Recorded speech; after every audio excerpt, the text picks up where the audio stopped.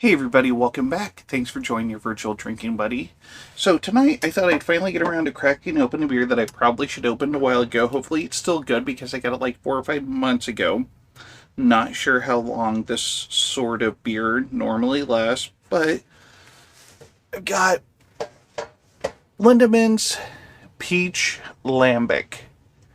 So I've not had a Lambic before. I know I saw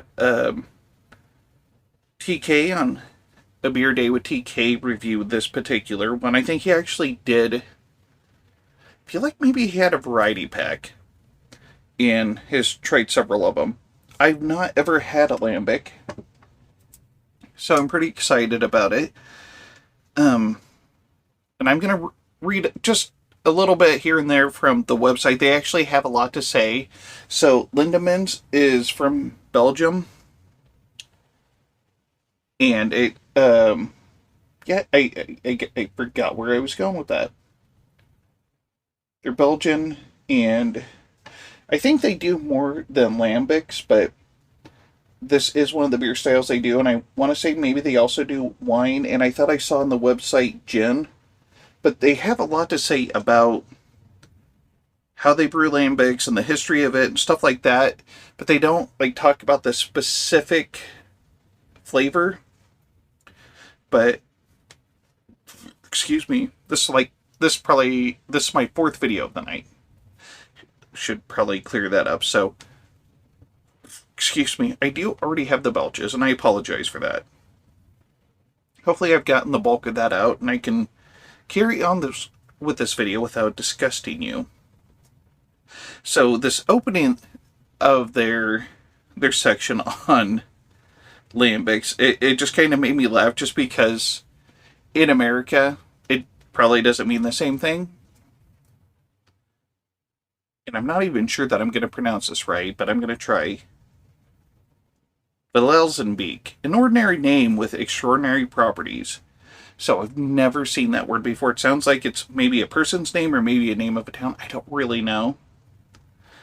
But apparently at the heart of Pajottenland, a very fertile rural area on the outskirts of Brussels, Lambic is a small village. Okay, so it's the name of a village which has the immense advantage of benefiting from exceptional microflora. So it's got a few paragraphs about that. And what I gather from going over their website just a little bit, they actually have a whole section on it, is lambics are made with a spontaneous fermentation, and it's carried out without the controlled addition of yeast to the wort. So I don't know exactly how that works. I don't know if they're like, hey, this section right here just produces a lot of yeast and it's always floating through the air. Let's brew beer here. But apparently Lambic is one of the few beers of spontaneous fermentation still produced in the world. Is undoubtedly the oldest beer still brewed today.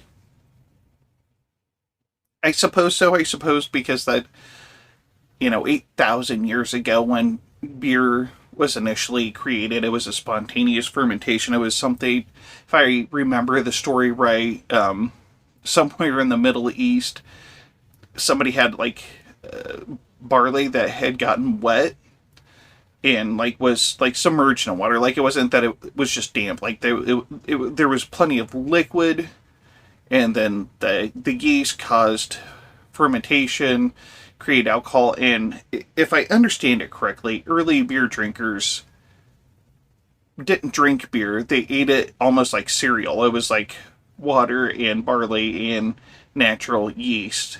And it was sometime later before they started adding hops. And I actually know that Rod J had just posted something about, was it the 9th century that they started adding hops to beers? Something like that, so. But apparently, it's first mentioned in the 13th century in writings, and The recipe of this mother beer, in quotes, has not changed since a decree published in 1559. I'm not familiar with that decree. It's not as, not, this is the first I'm hearing of it. It's not like the purity laws of 1516. So those are pretty well known amongst beer drinkers, I think. But yeah, and it actually goes on from there. And then you can click on a link that will take you to the stages of brewing a lambic. So, and I'm not going to bore you with that. But I just really thought that was pretty interesting. Their website is very informative, which I like. And I think I could probably spend a long time just reading it to you. I don't think anybody wants to hear that. Got the 750 milliliter bottle. Oh shit. This has a cork in it, and I do not have a corkscrew handy. So if you'll allot me just a minute. There we go. I'm not real familiar with a corkscrew, so don't drink a lot of wine, and so it's been a while. Well, here we go. Finally, after much discussion and debate, let's pour that out. It's got a nice golden color to it. A little bit of a white head.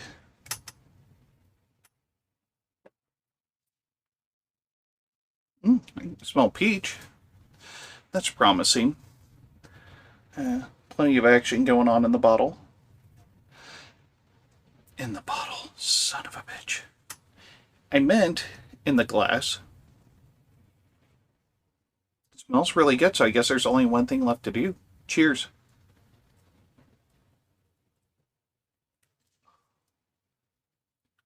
Ooh. That is really good. Great peach flavor. A little sweet.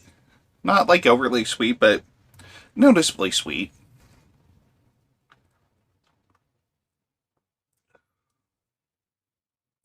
Say like a medium light body.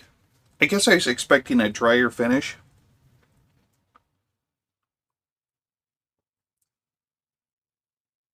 Very drinkable. Let me see if I can find an ABV on here anywhere. I feel like lambics weigh in pretty light as far as alcohol goes. However, I'm not finding anything.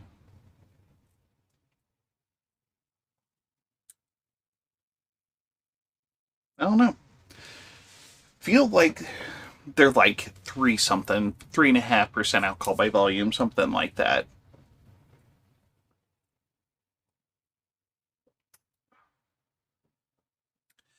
But yeah, that's really good. I mean, and peach is actually the star of the show sometimes.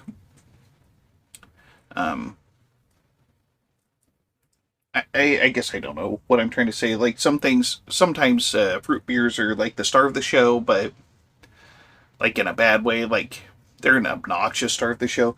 But this is just a really good flavor. It's sweet. I don't know. I guess maybe just by looking at the bottle and having it look like a wine bottle, I was expecting something more of a wine, but it's definitely a beer texture. It just has a really nice peach flavor to it. So, all right. Well, that's all I really have to say about that. So, if you liked what you saw, please hit the like and subscribe button below, and don't forget to tell your friends. And this is the Malted Gentleman reminding you, you only have one liver, so use it wisely.